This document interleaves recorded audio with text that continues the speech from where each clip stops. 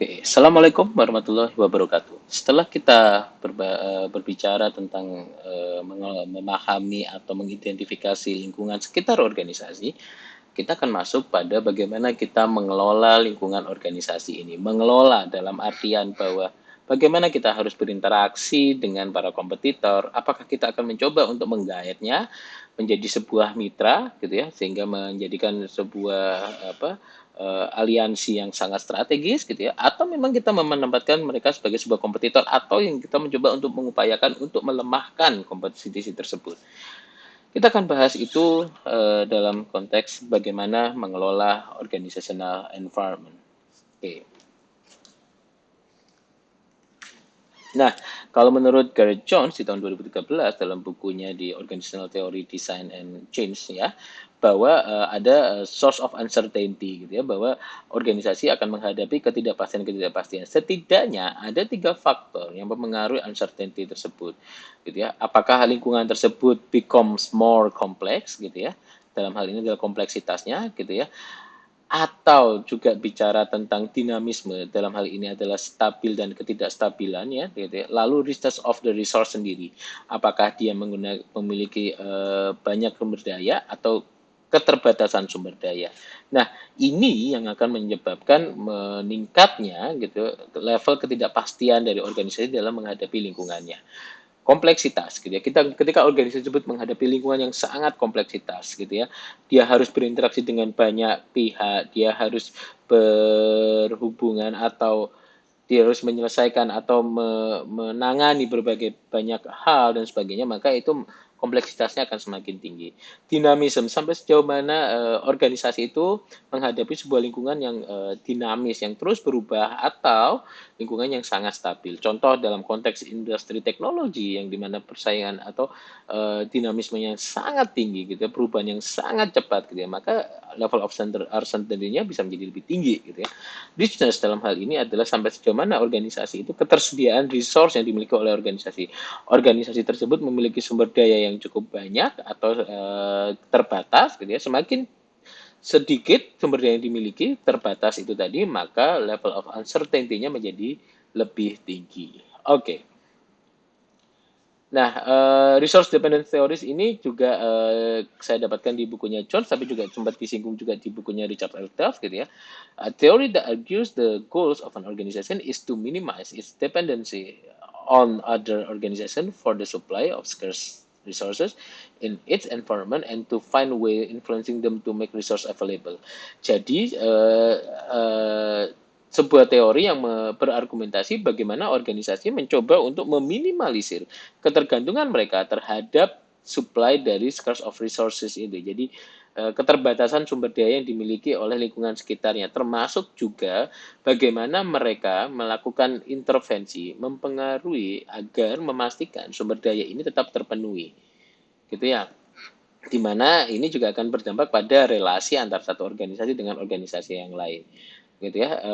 Termasuk juga nanti kita akan bicara dalam konteks resource dependency theory ini adalah mengkaitkan dengan interdependensi antar organisasi, yaitu interdependensi yang bersifat simbiotik atau yang bersifat kompetitif gitu. Nah, prinsipnya di sini adalah bagaimana organisasi memastikan untuk bisa meminimalisir terjadinya kelangkaan resource yang dimiliki, supply resource yang dibutuhkan gitu ya.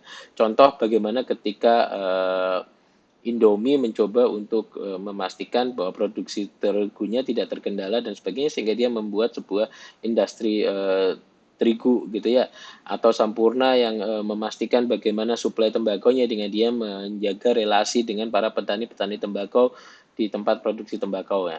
Itu adalah cara bagaimana dia untuk memastikan agar resource ini menjadi terjaga gitu. Oke. Nah, kita berikutnya bicara bahwa organisasi tidak bisa dilepaskan dengan interaksi atau relasi dengan organisasi yang lain. Gitu ya. Kalau menurut Richard L. Duff 2010, bahwa interorganizational relationship are the relatively enduring resource transaction, flow, and linkage that occur among two or more organization. Jadi bagaimana organisasi itu mencoba untuk menjaga transaksi, flow-nya dan hubungan antar menyelaraskan gitu ya antar dua organisasi atau lebih untuk menjaga sekali lagi resource yang dimiliki. Nah, kita melihat trennya sekarang banyak organisasi instead of dia mencoba untuk bersaing gitu ya, dia mencoba untuk menjalin relasi gitu. Contoh katakan bagaimana ketika Daihatsu dan Toyota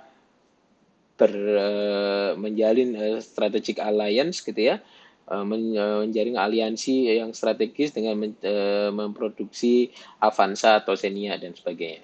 Gitu ya. Nah, seringkali memang ketika kita bicara transaksi dan relasi ini, kalau dalam konteks tradisional selalu dianggap sebagai intensi jahat untuk menguasai atau memenuhi kebutuhan organisasinya. Tapi sekarang juga dilihat bahwa ini sebagai sesuatu yang saling menguntungkan sebetulnya satu sama lain. Nah, selanjutnya ketika kita bicara tentang organizational environment, kita juga bicara tentang organizational ecosystem, yaitu bagaimana sebuah sistem yang dibentuk gitu ya dari interaksi antara organisasi dengan lingkungannya gitu, komunitas organisasi dengan lingkungannya gitu ya. Nah, ekosistem ini kita bicara tentang keterkaitan satu organisasi dengan organisasi lain gitu ya, lalu kita menciptakan sebuah hubungan yang saling menguntungkan satu sama lain dan sebagainya. Dan pada titik tertentu sebuah organisasi atau perusahaan pun bisa menciptakan ekosistemnya sendiri. Gitu. Nah, kita bisa lihat contoh di sini bagaimana ekosistem sebuah organisasi ekosistem kalau kita melihat Microsoft, IBM, Intel, even berhubungan dengan Walt Disney, Compaq Computer, Sony, and so on and so forth. Anda bisa melihat bagaimana hubungannya ini. Dan ini tadi saya sampaikan bahwa mereka sekarang sudah pada titik tertentu tidak saling bersaing, tapi bagaimana menciptakan sebuah ekosistem yang bersama, komunitas yang bersama. Oke. Okay. Lalu selanjutnya kita bicara tentang interorganizational framework. Bagaimana kita melihat framework kerangka berpikir tentang hubungan relasi antara satu organisasi dengan organisasi yang lain gitu ya. Ini yang mengacu pada dua kategori yaitu relasinya dan juga tipenya. Ketika tipenya dissimilar gitu ya, tidak sama gitu dan bentuk relasi yang tidak kompetitif, maka kita akan bicara tentang resource dependency gitu ya. Kalau dissimilar dan cooperation, maka collaborative network sifatnya. Gitu ya. Kalau similar dan kompetitif, maka population ekologi. Kita menciptakan populasi, ekologi, ekosistem dan sebagainya. Kalau kooperatif dan similar, maka institusionalisme lah yang menjadi cara untuk kita membangun relasi tersebut. Oke, saya pikir cukup. Terima kasih. Assalamualaikum warahmatullahi wabarakatuh.